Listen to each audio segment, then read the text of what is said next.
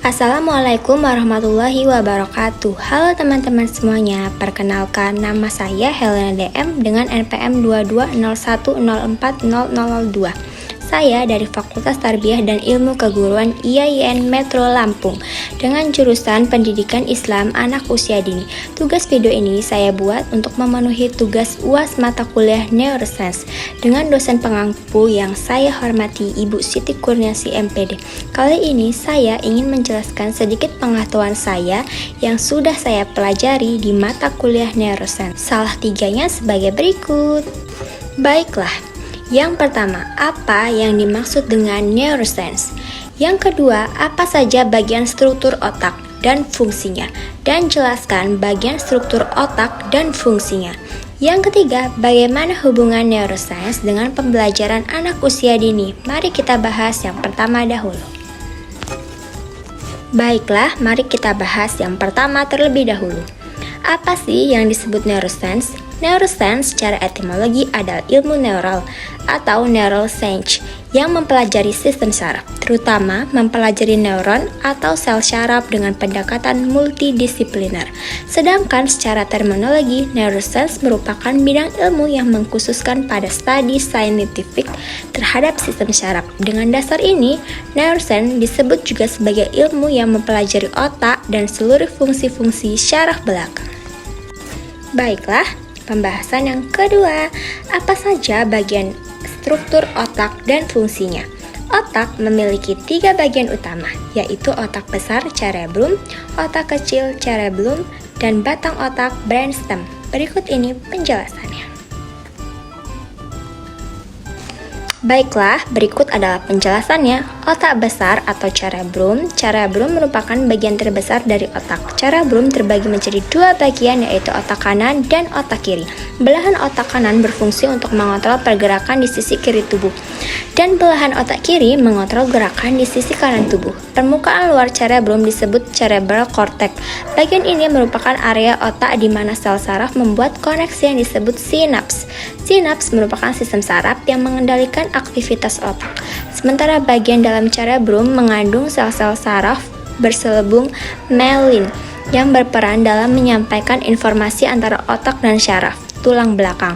Otak besar dibagi lagi menjadi 4 bagian, yaitu lobus frontal bagian depan yang mengendalikan gerakan, ucapan, perilaku, memori, emosi, dan kepribadian. Bagian otak ini juga berperan dalam fungsi intelektual seperti proses berpikir, penalaran, pemecahan masalah, pengembalian keputusan, dan perencanaan. Lobus parietal atas yang mengendalikan sensasi seperti sentuhan, tekanan, nyeri, dan suhu. Lobus ini juga mengandalkan orientasi spasial atau pemahaman tentang ukuran, bentuk, dan arah. Lobus temporal samping yang mengendalikan indera pendengaran, ingatan, dan emosi. Lobus temporal kiri juga berperan dalam fungsi bicara. Lobus oksipital belakang yang mengendalikan fungsi penglihatan.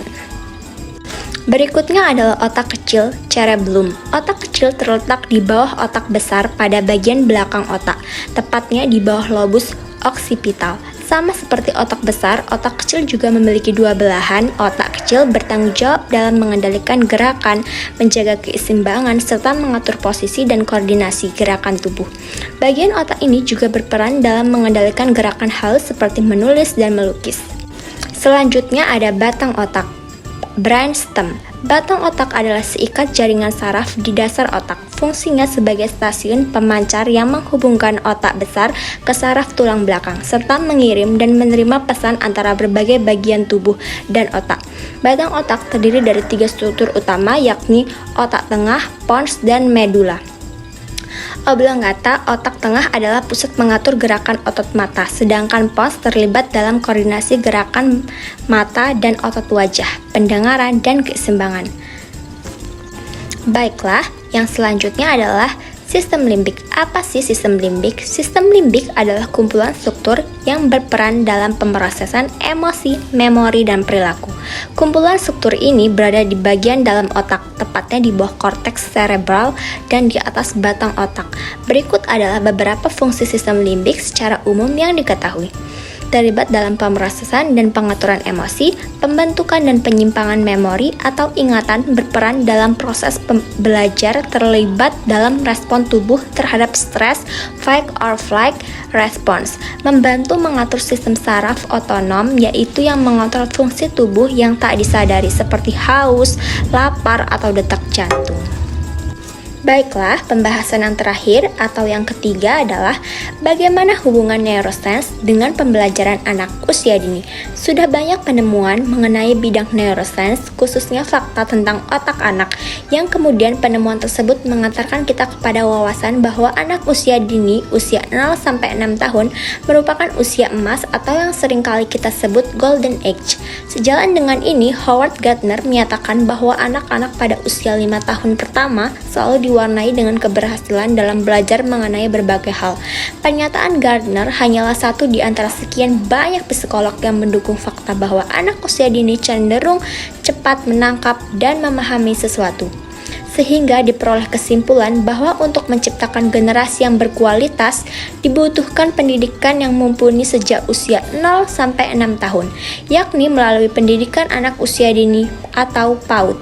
Usia dini adalah usia emas, di mana pada tahap ini anak selalu diwarnai dengan kemampuannya melakukan banyak hal.